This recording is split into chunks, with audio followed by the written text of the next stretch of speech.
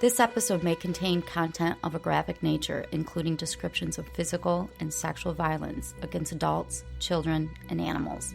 Listener discretion is advised.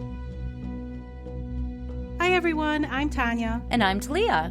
And we are Crimes and Consequences, a true crime podcast.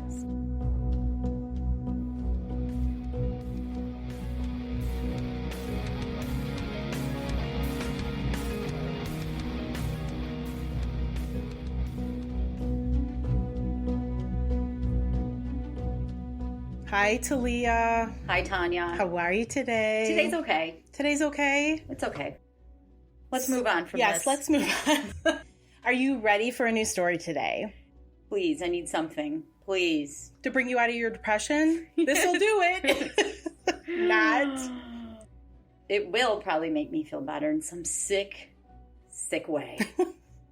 Maybe. It's a doozy. Oh, good. Is it gruesome? A little.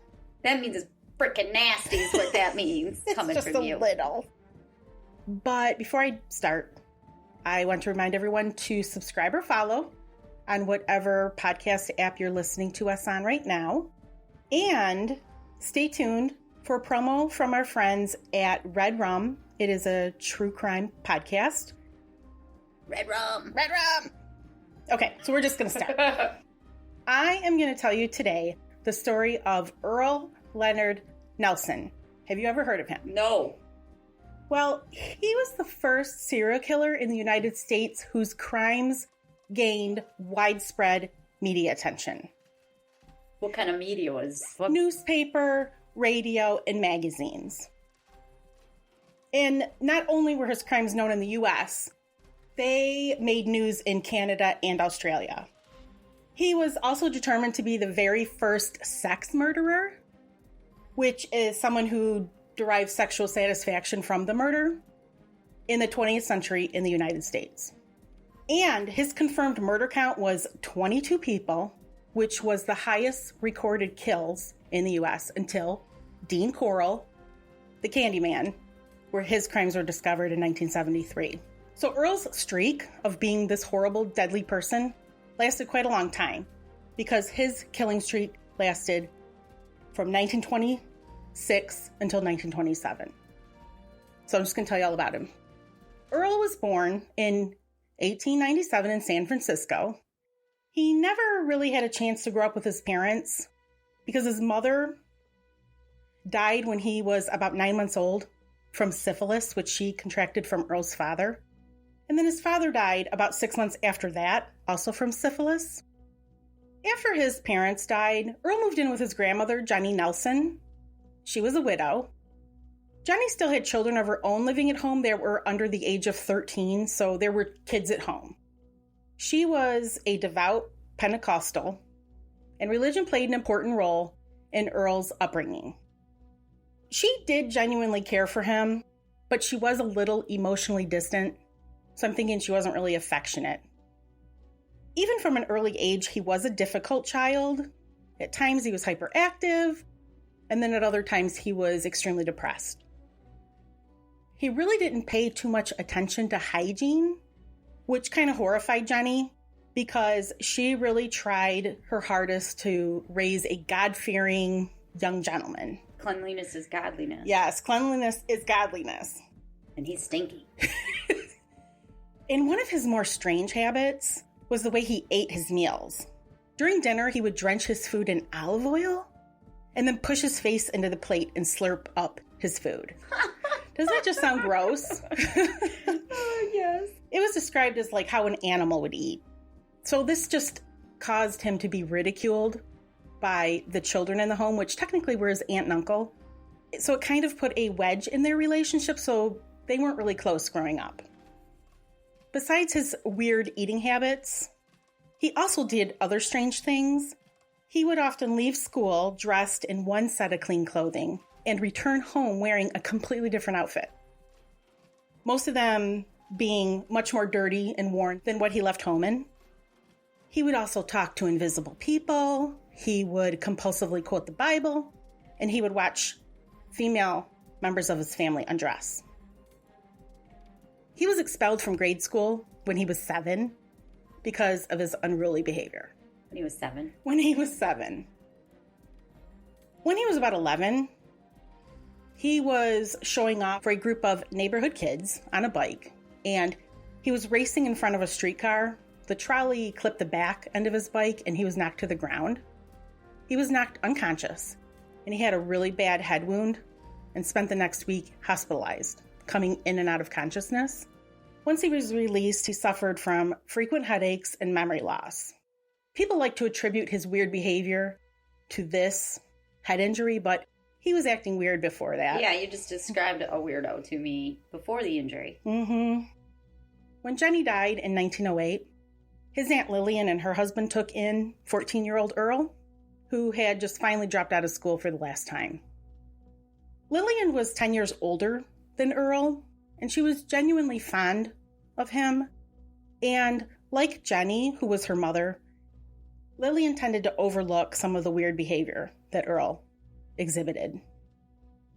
While he lived with Lillian, he had a string of menial jobs, keeping one until his weird behavior or laziness would cause him to be fired. He would rarely finish a job he was assigned to, and he would just wander off the work site.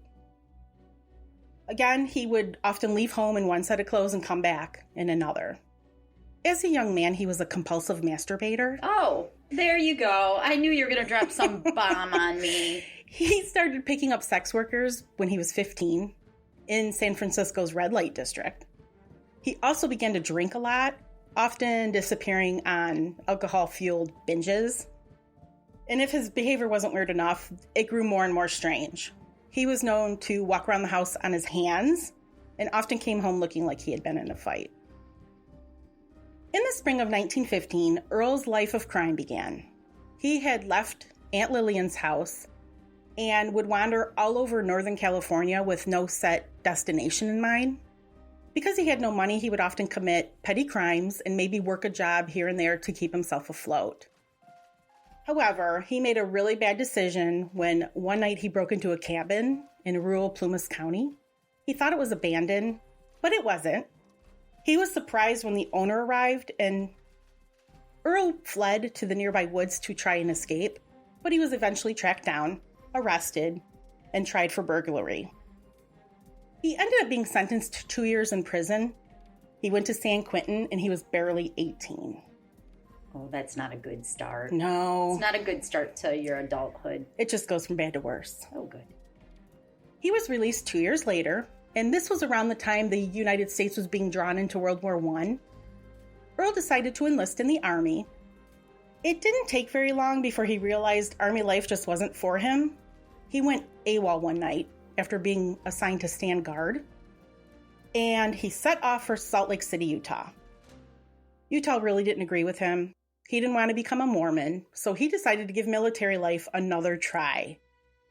This time he enlisted in the Navy and was assigned to be a cook in San Francisco.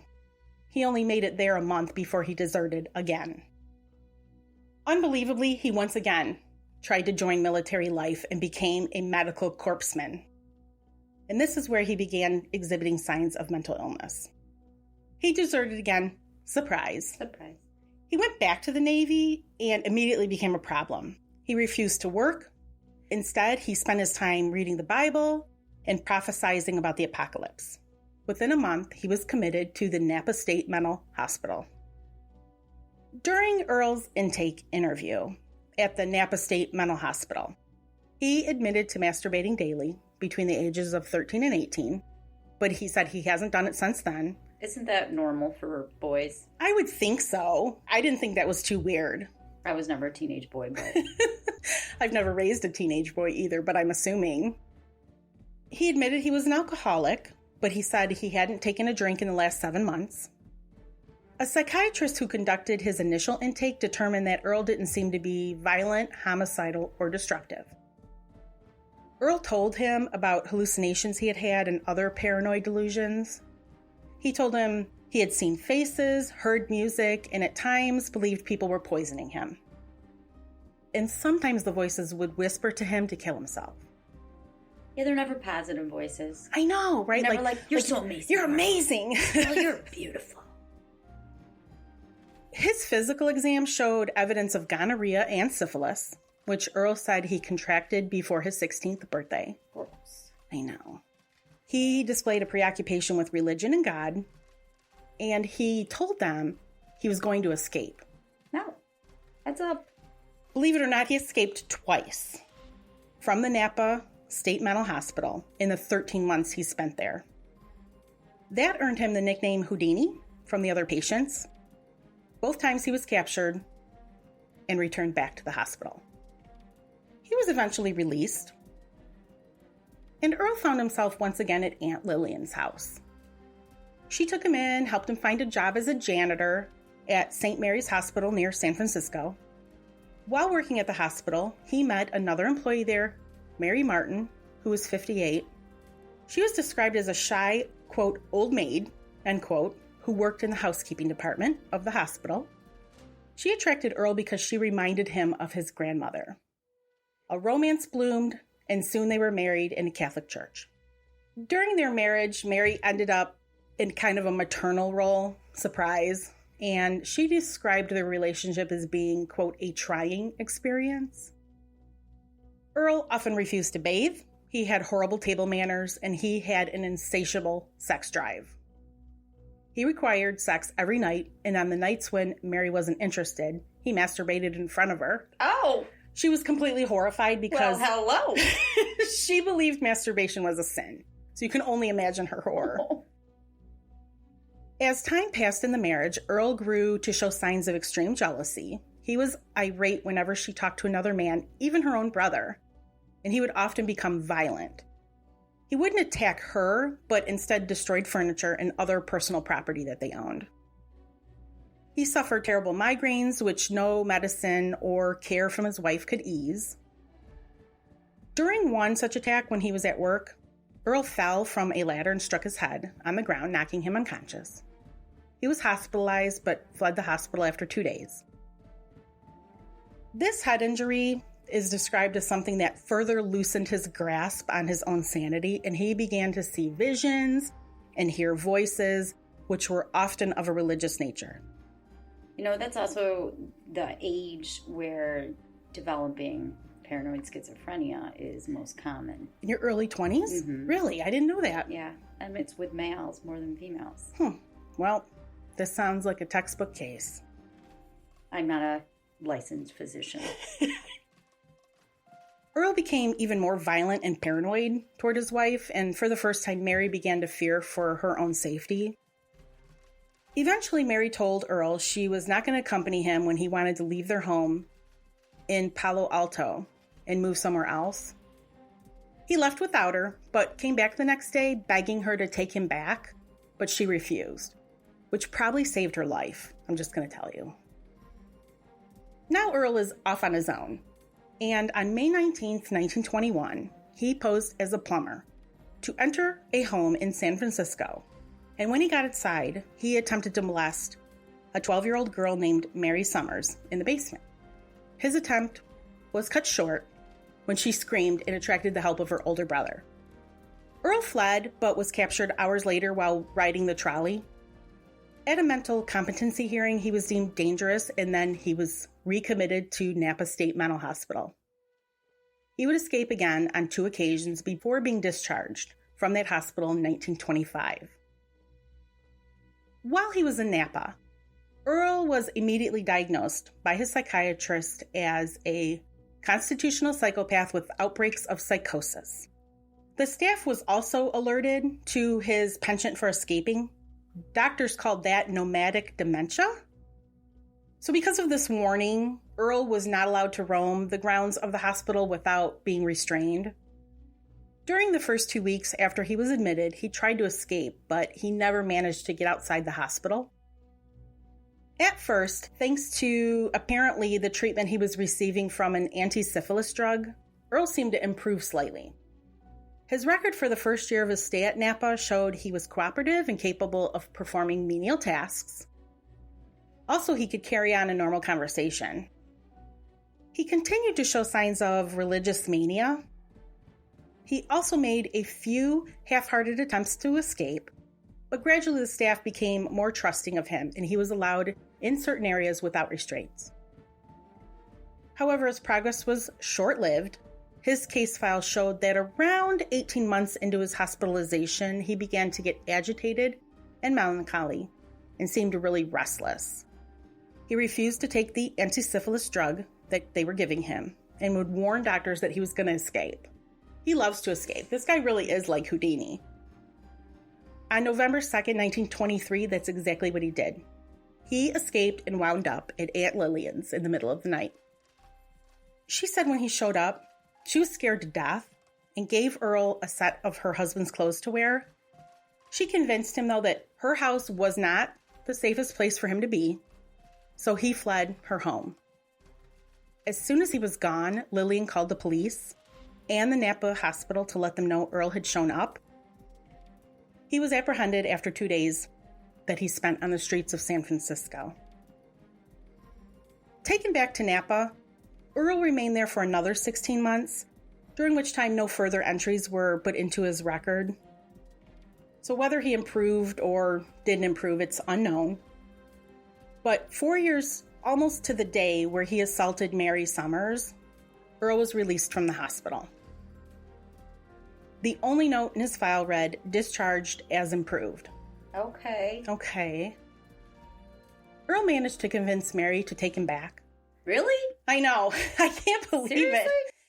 But it was only a matter of weeks before his quote, unquote, nomadic dementia took over and he began to just wander the Northwest.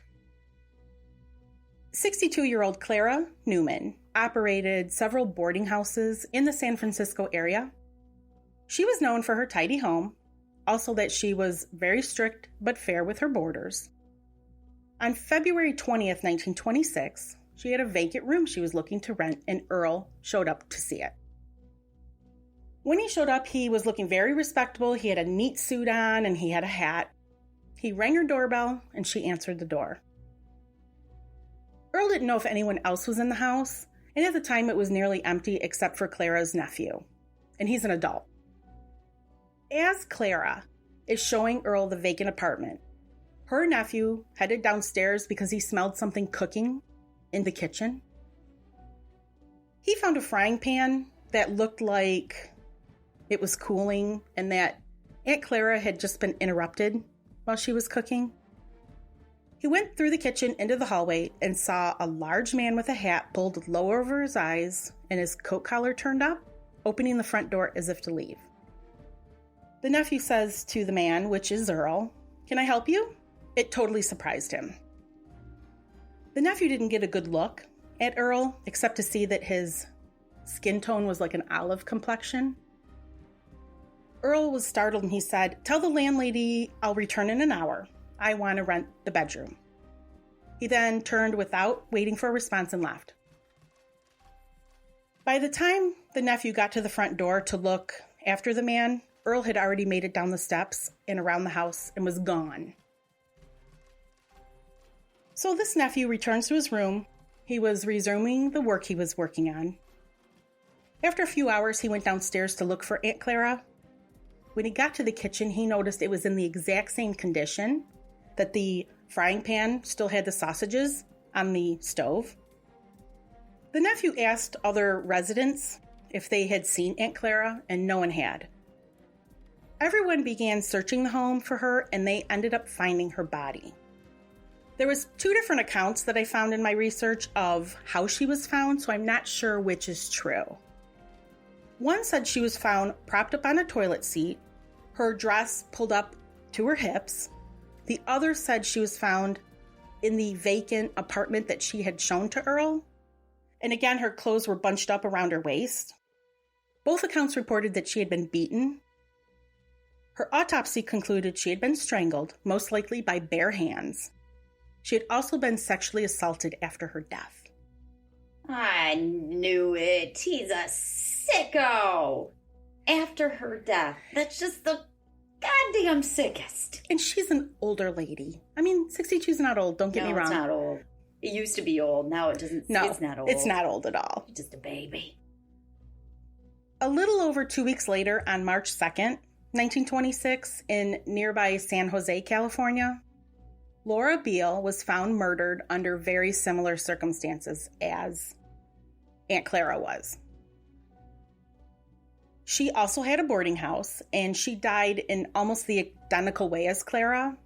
Her husband was a real estate agent. He came home from work to find Laura missing, which he thought was really strange. He enlisted the boarders to help him look for Laura in the house, and once again, she was found nude from the waist down in a vacant apartment that they had in the house. Laura had been strangled with the silk belt from her dressing gown. It was tied so tightly around her neck, the skin had been broken. Once again, the post-mortem revealed she'd been raped after she was dead. The local newspapers immediately latched onto this story because it was two women that had been murdered under the same type of conditions or circumstances. So the newspaper started trumpeting the story about this crazy, mysterious fiend who was killing ladies in the area. Countless tips came into the police, but no leads of any significance appeared. The only description the authorities had to go on was the brief glimpse of Clara's nephew that he had had of the dark stranger. Nearly a month went by with no leads and no sign of the killer. Pretty much everyone, police, reporters, and the general public, began to think that maybe the maniac had fled to a different area. However, that wasn't true. And before I tell you more, it's time for us to take a break.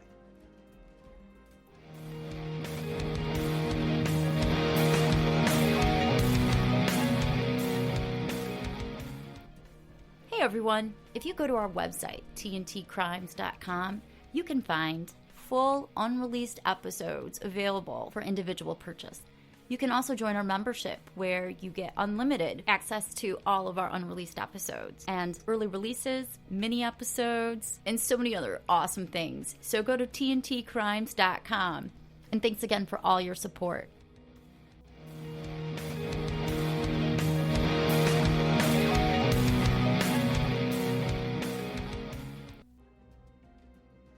On June 10th, 1926, Earle wound up at the boarding home of Lillian St. Mary. When he arrived, Lillian took him upstairs to show him one of the vacant apartments. On their way up the stairs, he told her that he was new to the area and he was trying to save money to get married. Lillian opened the vacant second-floor apartment and stepped inside, telling Earle the rules of the house. She turned around when she heard Earle lock the door, and he was immediately upon her. He strangled her to death. One of Lillian's other boarders was on his way up to his third-floor bedroom when he noticed the door to the vacant apartment was open. Stepping inside, he saw a woman's feet on the made-up bed, which he thought was really strange. Moving further into the room, he found Lillian's body laying on the bed, her eyes wide open and bloodshot. They bulged out as if she was still suffering from a fright. Her hair was disheveled, but she still had her glasses on, which led police to think that she hadn't put up much of a fight. Her clothes were torn and her dress was pushed up around the waist. Her legs had been splayed open. The autopsy revealed that she had been strangled by a man's bare hands and that he had apparently sat with his full weight on her chest as he strangled the life out of her. After she was dead... Let me guess. Just let me guess. Okay. He raped her corpse. Yes. How'd I know? Because he's a sick fuck. He's a sick fuck. It's his M.O. I'm just going to tell you right now, spoiler alert, everyone. Signature. His signature, yes. After he was done, he neatly folded Lillian's overcoat and hat. She had apparently been on her way out when he had met her. The entire attack had been so quiet, the man living below the second-story room had never heard a thing. The police knew the same man was responsible for all three killings, but again, the only description they had was of a large, swarthy man. But this time, a streetcar conductor had seen a man acting strangely around the area of Lillian's boarding house. The press began writing stories about the dark strangler, who seemed to be able to go in and out of houses unnoticed. The police chief warned single women who rented rooms to never show a room to a man alone. That's still a good idea today. Yes, it's still great advice. A few weeks later, Earle ended up in Santa Barbara, which is about 325 miles from San Francisco, and far enough away that the citizens in Santa Barbara really didn't think the Dark Strangler was something that was going to happen to them. But on June 24th, 1926, railroad worker William Francie, who was a boarder in the home of Ollie Russell, a 53-year-old woman, witnessed something. He worked nights, and he was asleep in his room on the top floor of Ollie's home when he awoke to the sound of fierce banging coming from the room next door. Upset that he was woken, he groggily stumbled to the door that separated his room from the other neighbors. The door was shut, but he bent to peek inside the keyhole and was astonished at what he saw. He saw a large man, his pants pulled down around his knees, making thrusting movements as his female partner was laying beneath him. Oh, okay. All that through a keyhole? All that through a keyhole. The banging of the bed's headboard against the wall was what woke him up. He was embarrassed, so he immediately stepped back. But then curiosity got the better of him. What? And he leaned down to take another look. What? I know. I'm sorry. Okay. Okay. You know, Curiosity got the best of him. yeah, he's like, oh, hey, let me take one more peek. He noticed the man was wearing a shabby gray suit, but the woman's clothing was much more upscale. When the man finished and rearranged his clothes, William got a better look at the woman, although her face was turned away. He said the more he looked at her, he thought she looked an awful lot like his landlady, Ollie. Once the man finished dressing, William watched as he put on his hat. He's still at this keyhole, by the way. And he saw the man leave the room. When he heard the door to the hallway open and footsteps led away from the room, he knew it was safe to go take a peek. He said the woman on the bed had not said a word or moved in the slightest. Looking closer, he saw what looked like blood on the bedding. That, along with the knowledge that Ollie was not the type of woman who would even commit adultery because she was married, it made him really suspicious or wondering who this woman was. He didn't go any further into the room. Instead, he went to go look for Ollie's husband, George. Once he found George, the two men made their way to the apartment in which William had gotten that eyeful. Ollie was dead, laying on the mattress, and her face showed bruising and signs of a beating. She'd been strangled with a loop of cord pulled tight enough to tear the flesh around her throat. The blood that had been on the bedspread was blood that had splattered from her neck onto the mattress. Ollie was the first victim where it was reported in the newspapers that she had been raped after death. Not even 2 months later, on August 16th, 1926, a man named Stephen Nesbitt got home from work to find his wife Mary wasn't home. It appeared that Mary had been interrupted in laying out dinner in the kitchen. Stephen thought she must have just stepped out for a minute because her purse was still there. Stephen went around to his neighbors and asked for help to look for Mary. The Nesbitts ran a boarding home in Oakland, California, and all the people had heard about the Dark Strangler. Stephen was fearing the worst and decided to look in the empty apartment that they had for rent. He found Mary in the bathroom, suffocated by kitchen dish towels she probably carried to the door when Earle rang the doorbell. Mary was probably the most abused of all of his victims. Her head had been slammed to the tile floor of the bathroom with such ferocity that her broken teeth were strewn around the room and blood splatters marked every surface. Broken teeth? Mm-hmm. He had strangled her with such force that he tore the dish towel that was still tied around her neck. She had been raped after death. She was his fifth victim in 7 months. 2 months later, on October 19th, 1926, in Portland, Oregon, Beta Withers was a 30-something divorcee with a 15-year-old son. She was found strangled and raped in the attic of the boarding house she ran. Her body was found stuffed in a trunk by her son. She had been strangled and raped after death. The following day, also in Portland, Virginia Grant, another boarding house manager, was found dead and her body had been hidden behind a furnace in her basement. Virginia had also been strangled and raped after death. The following day after that, another landlady was found, Talia. That's crazy. The body of Mabel Fluke was found in the attic crawl space of her home, and she had also been strangled and raped after death. These are homes where there should be lots of people. I know. I don't know how this is happening. For the next 16 months, Earle crossed the American Northwest, seemingly just killing at will and leaving just bodies piling up. And I'll tell you more about them. But police in San Francisco, Oakland, Stockton, Portland, and a bunch of other cities, they just were really frustrated because they could not find Earle. And they were taking a beating in the press. Like, why aren't they doing their job? Did they know it was Earle? They didn't know it was Earle. But they knew there was a madman out there. In November of 1926, he killed 4 more women. On November 18th in San Francisco, he killed Anna Edmonds by strangling her with a rag and raping her dead body. The next day, in Burlingame, California, he killed Mrs. H.C. Murray. I could not find her first name. She was pregnant, and the baby didn't survive.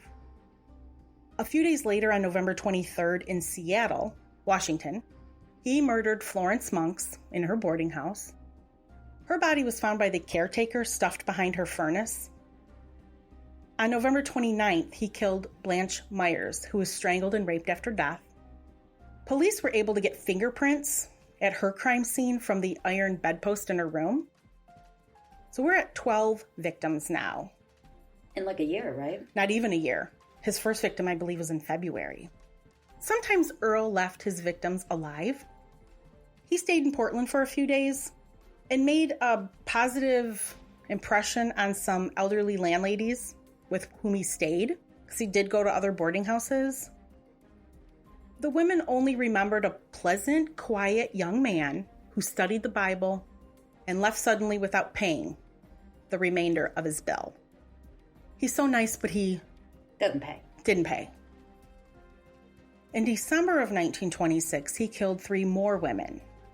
Mrs. John Berard in Council Bluffs, Iowa, and 2 women in Kansas City, Missouri, Bonnie Pace and Germania Harpin. All the women had been strangled and raped after death. Germania was home with her 8-month-old son, and Earle strangled the baby to death with a cloth diaper. With a diaper? Mm-hmm. Why? Why? Just because. He can't. It's not like an 8-month-old can testify against you. I know. You're just evil. Just evil. By the end of 1926, Earle was responsible for 16 deaths and still hadn't been caught by authorities. Earle decided to head east, where he killed 5 more women. On April 27th, 1927, he killed Mary McConnell in Philadelphia. A month later, on May 30th, he murdered Jenny Randolph in Buffalo, New York. On June 1st, he murdered 2 women in Detroit. Detroit? Yes, in the D? In the D. On the same day, he murdered Fannie Mae, who was the landlady of a boarding house, and he murdered one of her boarders, Maureen Atorthy. On June 4th, he murdered Mary Seitzma in Chicago. All of these women were strangled, and while I'm not sure if they were all sexually assaulted, I'm willing to bet they were after death. Yeah. Mary was his 20th victim. When Earle left Chicago, he decided he was going to head into Canada to continue his killing spree, and this is where he made his fatal mistake. Earle crossed into Canada from Minnesota and immediately headed toward Winnipeg. His first stop in Winnipeg was to a secondhand clothing store, where he bought some plain clothes, like working clothes. He was dressed in a suit. He then headed to a boarding house in a really quiet neighborhood that's near downtown Winnipeg, and he showed up at a boarding home owned by a woman named Catherine Hill. It was probably in this cute little quiet neighborhood where Earle encountered 14-year-old Lola Cowan. She was selling paper flowers door to door to help supplement her family's income because her dad had gotten pneumonia. She ended up going missing, and while no one ever saw Earle with Lola, he did somehow entice her to come back to his room at the boarding house. Probably told her he had money there or something Probably. to pay for the flowers. Probably. I'm guessing. Yeah, I'm guessing. This is June 8th of 1927.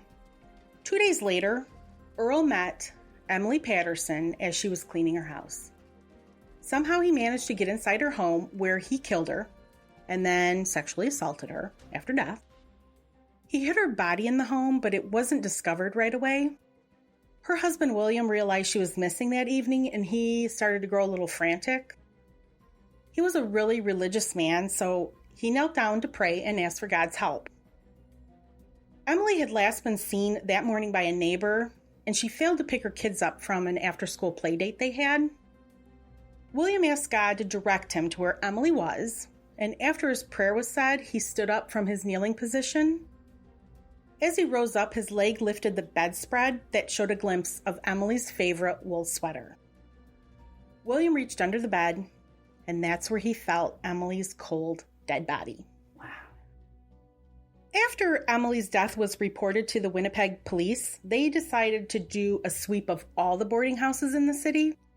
Catherine Hill, who was renting that room to Earle, knew they would be by her boarding house soon. And she didn't really want to think that the nice Christian man who went by Mr. Woodcoats, FYI, it's Earle, who had rented a room for her for a few days, could be the Dark Strangler. She went to Mr. Woodcoats' room, and when she opened the door, the smell of rotting flesh hit her in the face. In Earle's room? In Earle's room. She didn't go any further, and she told her husband about it, and he went straight to the police station. While he was gone, another boarder was going down the stairs, and he glanced into Mr. Woodcoats' room / Earle. He saw something that looked like a mannequin under the bed, but we all know it's never a mannequin. It was the decaying body of 14-year-old Lola Cowan. She had been strangled and raped after death. So this was after he murdered Emily, so she was under his bed for a few days. And it's reported that he didn't sleep there, so I don't know where he was sleeping. That's odd. I know. I don't even know how many murders you just told me about. It's just murder after murder after murder that he murdered. Emily was number 22. That is just tremendously shocking. And all over the place. I don't even know where he got money, but he would sometimes steal things, so I'm thinking he'd probably pawn them. Or sometimes he'd get a job for a few days and probably get money that way, because where'd he get money to travel? I mean, from California to Detroit to Chicago to Philly, he's all over the place. After Lola's body was found, the entire Royal Canadian Mounted Police were on high alert for him. And Earle had made several mistakes. He had allowed people in Winnipeg to see his face, so he wasn't as elusive as he had been. There was a reward being offered for his capture, and he was eventually captured 5 miles from the U.S. border. His description had spread throughout the province, and every border town was on alert. When he stopped in a general store in Wacopa to buy food, he was recognized by the store owner and a customer. Earle realized he had been spotted, and he got about 1.5 miles away from Wacopa when he was stopped by a local cop who drew his gun on him.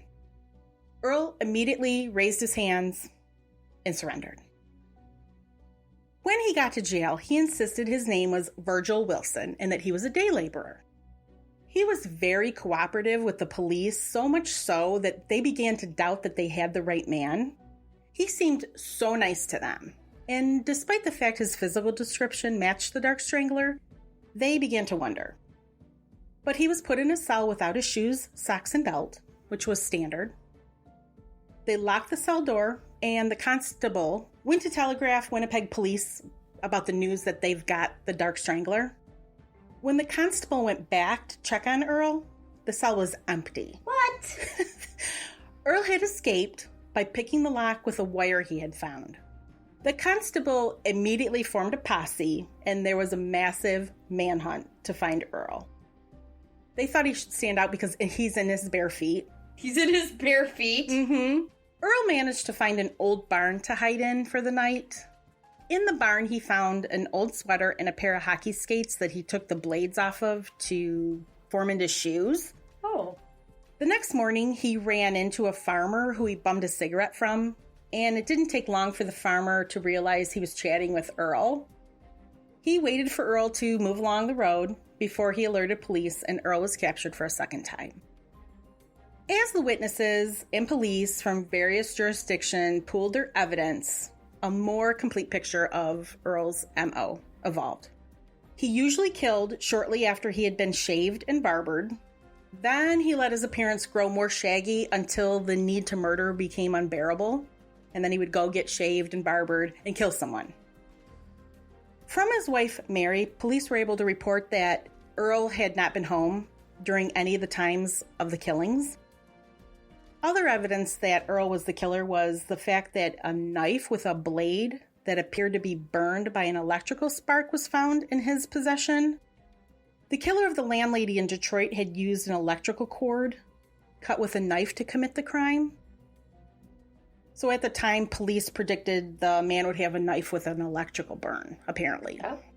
Earle finally admitted that he was Earle Nelson, but he continued to maintain his innocence. Wasn't me.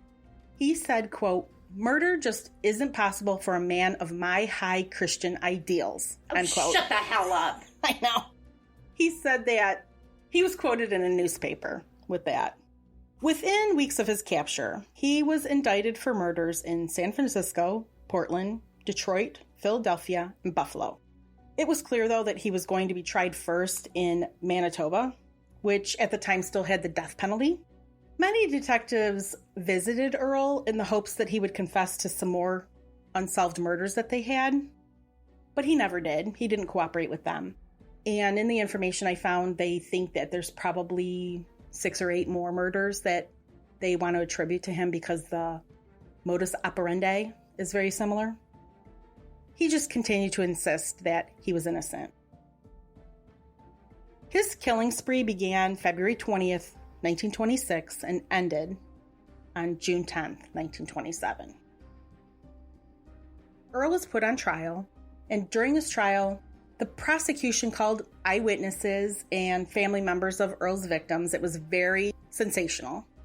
It was also hard for people that were observing the trial to think that Earle was a murderer because he just appeared to be a nice person. He was personable? Yes, true psychopath, right? What about all those voices he was hearing? I know. Stuff? What happened to that? I know. Why isn't he doing that at trial? The evidence, though, that the prosecution presented was airtight, and his defense team was stuck having to polish a really big turd, right?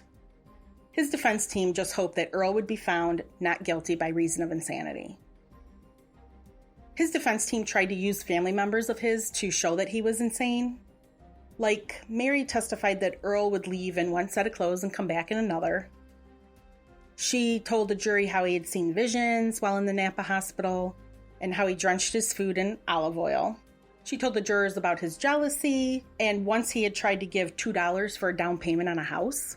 I mean, I don't know how much houses were in the 20s, but I'm sure $2 was not a substantial down payment. You know, maybe he's just putting it in an offer, seeing if they'll accept.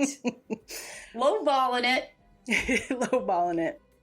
With all of Mary's testimony, it really just looked like she was just trying to save her husband, and so they really didn't put a lot of weight in what she had to say. The prosecution used as their rebuttal witness a psychiatrist who found Earle to be a, quote, constitutional psychopath, but determined that he was legally sane. So once the prosecution and defense wrapped up their cases, it now went to the jury to decide.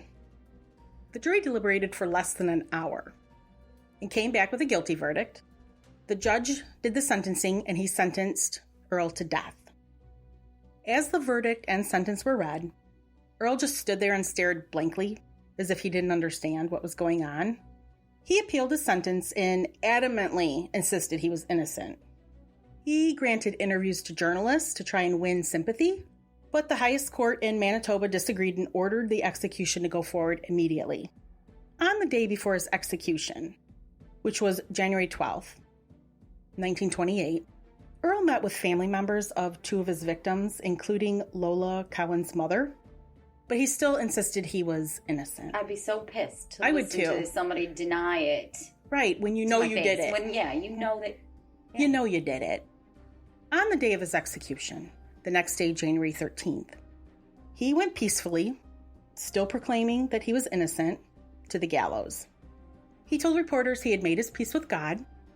He then stepped up to the gallows, stood straight as a hood was placed over his head, and the rope was put around his neck. The warden gives the signal to the executioner to pull the lever, and Earle drops. He was pronounced dead at 7:30 a.m., and his final words were, quote, "I forgive those who have wronged me." Oh, shut it down. I know, I'm like, you're such an asshole. But during my research, I found out that there's a common misconception that when someone gets hanged, that they die immediately because their neck is broken, but I guess that's not true. Not if you do it wrong. Apparently, there's a how-to manual of executing prisoners. I don't know if we want to go down this path. It's called the Delaware Hanging Protocol. Oh.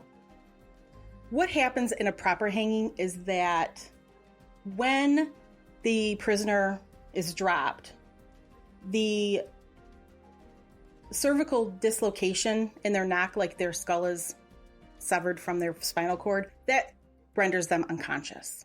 And death follows in a matter of minutes due to the lack of oxygen to the brain. But I thought that was kind of interesting, because I always thought like they died immediately, but apparently not. They're out immediately. Yes, they're unconscious immediately. So that is my crazy, wild story about the gross and disgusting Earle Nelson. The Dark Strangler. The Dark Strangler. Necrophiliac. I know. I'd never heard of him. I never heard of him either. And he didn't seem to have any particular type, did he? I mean, I thought you were going to tell me it was older ladies, but then these 14-year-old girls. It was mostly older ladies, and they're not like in their 80s. They're like 50s, 60s, mostly 60s, maybe late 50s. But he still killed a 14-year-old. And a baby. And a 30-year-old, and he did, and a baby. A pregnant woman. Mm-hmm. Wow. Well, thank you for sharing that. You're welcome. And I'd just like to remind everyone to please subscribe or follow us on whatever podcast app you're listening to. Yes. And if you'd like to find out more information about us and our podcast, you can go to our website, tntcrimes.com. If you'd like to become a member, you can go to our website, or you can go to patreon.com/tntcrimes and find out how to become a member. And when you become a member, you get all of our unreleased members-only episodes, and we have a lot.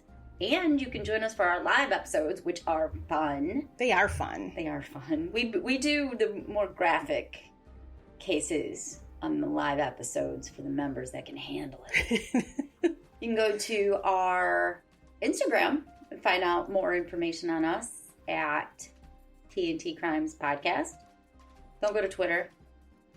Please don't go to Twitter. Or you can go to Facebook. Facebook is a good idea. Mm-hmm. And if you decide to become a member, you will be admitted to our exclusive members-only Facebook group. It's exclusive. It's exclusive. Only super cool people get to participate. Anything else? Oh, we've got our promo. We've got our promo, so stick around to hear a promo from our friends at Red Rum. Red Rum. Is that it? And that's it. Till next week. Till next week. Thank you, Tanya. Thank you, listeners. Thank you, everybody. We absolutely 100,000,000% appreciate you listening to us. That's true. It's true. There's no lie there. You're super cool. Bye. Bye.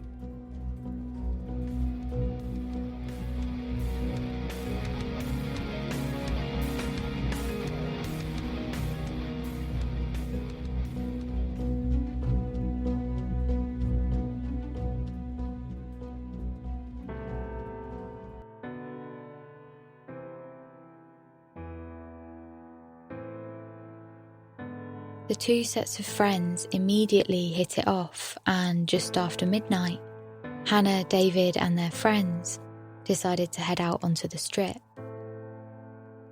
They walked past fruit stands and various bars before settling on the popular AC Beach Bar. David said he wanted some cigarettes, so headed out on his own. He made his way towards the main strip of bars and bought some cigarettes. CCTV tracks him heading back towards his room alone, but David never made it back to his hotel room, and neither did Hannah. Red Rum is a podcast focusing on the true victims of crime. We have appeared in top true crime shows on Apple Podcasts in 12 countries. Each episode tells the story of a different case. Search Red Rum True Crime wherever you get your podcasts.